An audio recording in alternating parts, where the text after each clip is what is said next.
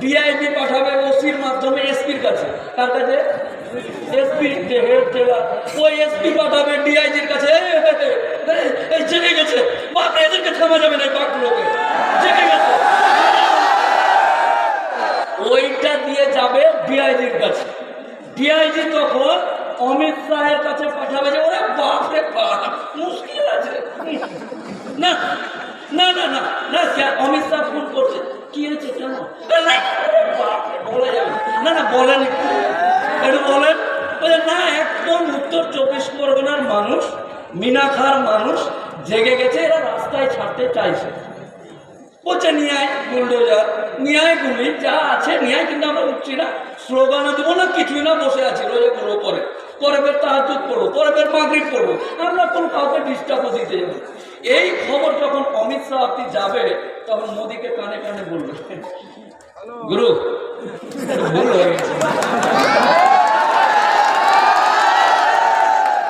ভুল হয়ে গেছে গুরু, এটা মনে হয় করা ঠিক হয়নি। আচ্ছা, এটাকে কিভাবে কি করা যায়? তখন মোদী বলবে, আচ্ছা এর আগে পাঞ্জাবে যে কৃষি আন্দোলন হলো, কৃষি আন্দোলনটা ঠান্ডার সময় হয়েছে। আচ্ছা, অপারেশন করলে এখান থেকে পাইপ পার করে মুখের একটা ক্যারি ব্যাগ এখানে ধরে থাকে অনেক সময়, দেখেছেন? 67 বছরের বুড়ো, কত বছরের? 67 বছরের বুড়ো ঠান্ডাতে কাঁপতে কাঁপতে কৃষি বিল বাতিল যেন হয় তার জন্য অপারেশন হয়ে গেছে। তেঁতুলিটাতে পাইপ নিয়ে থলি নিয়ে কোথায় বসে আছে? রাস্তাতে বসে আছে। কেন না? তো কৃষি বিল বাতিল করতে পারে।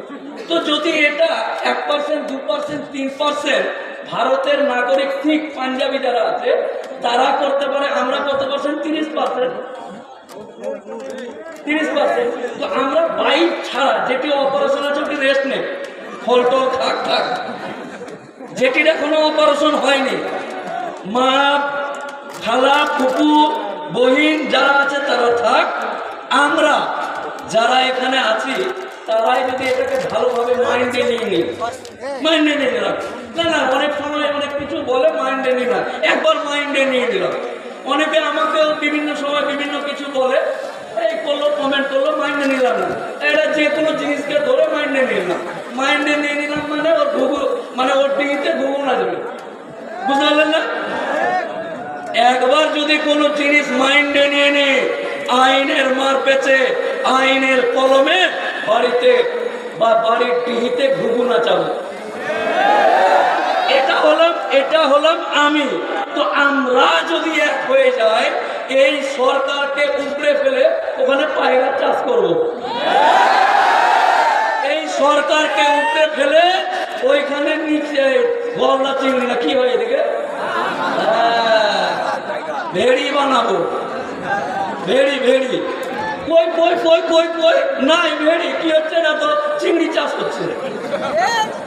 তো এইরকম এই গেল, সুন্দরভাবে আপনাদেরকে জিনিসগুলো বুঝালাম। মেইন যেটা জিনিস আবার রিপিট করে আমি আমার বক্তব্য শেষ করব। আলোচনা অনেকে আমাকে ফেসবুকে দেখে,